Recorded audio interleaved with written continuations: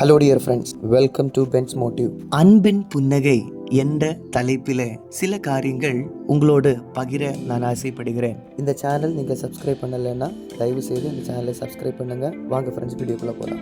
அன்பென்றால் புரிந்து கொள்ளுதல் என்றும் ஒரு பொருள் உண்டு. மற்றவர்களின் சூழ்நிலையையும் சந்தர்ப்பத்தையும் அவர்களின் துக்கத்தையும் சந்தோஷத்தையும் புரிந்து கொண்டு அவர்களிடம் பழகும் போதுதான் அந்த அன்பின் மதிப்பு கூடுகிறது. நடிக்காமல் வாழுங்கள், எதிர்பார்ப்பில்லாமல் அன்பு செய்யுங்கள், தடுக்காமல் செவி சாயுங்கள், அவமதிக்காமல் பேசுங்கள். எல்லா கவலையையும் உள்ளுக்குள் புகைத்து சிரிப்பதற்கு பழக வேண்டும். அது யாரையும் வீழ்த்துவதற்காக அல்ல. யாரெல்லாம் நம்மை வீழ்த்த நினைத்தாலும் இந்த சிரிப்பு மறையாது என்று காட்டுவதற்காக. ஒவ்வொரு துக்கமும் நமக்கு தருவது வலிமை மட்டுமல்ல, முன்னோக்கி வாழ்வதற்கான தெளிவையும் கூட.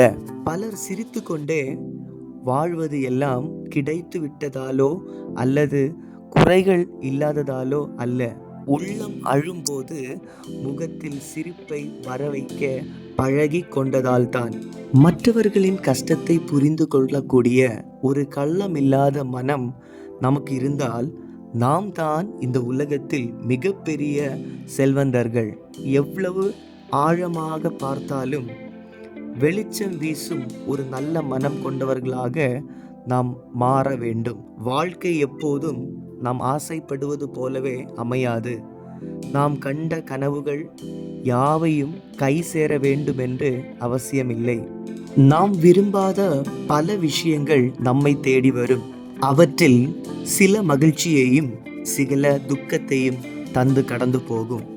வாழ்க்கையில் நாம் சேர்ந்து போகும்போது நமக்கு தேவைப்படுவது உபதேசங்கள் அல்ல, நம்மை தாங்கும் கைகள் தான்.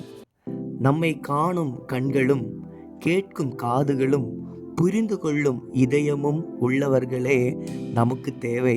தண்ணீர் ஊற்றி வளர்த்தப்பட்ட செடிகள் ஏவையும் பெரிய அலங்கார மரங்களாக வளர்ந்ததில்லை. சொந்த வேர்களால் தண்ணீரை தேடி கண்டுபிடித்தவை மட்டுமே பெரும் மரங்களாக வளர்ந்து நிழல் பரப்புகின்றன. சொந்த வெற்றிக்காக நீங்களே உழையுங்கள். பிடிச்சிருந்தா சப்ஸ்கிரைப் பண்ணுங்கள், லைக் பண்ணுங்கள், ஷேர் பண்ணுங்கள், கமெண்ட் பண்ணுங்கள். Thank you friends.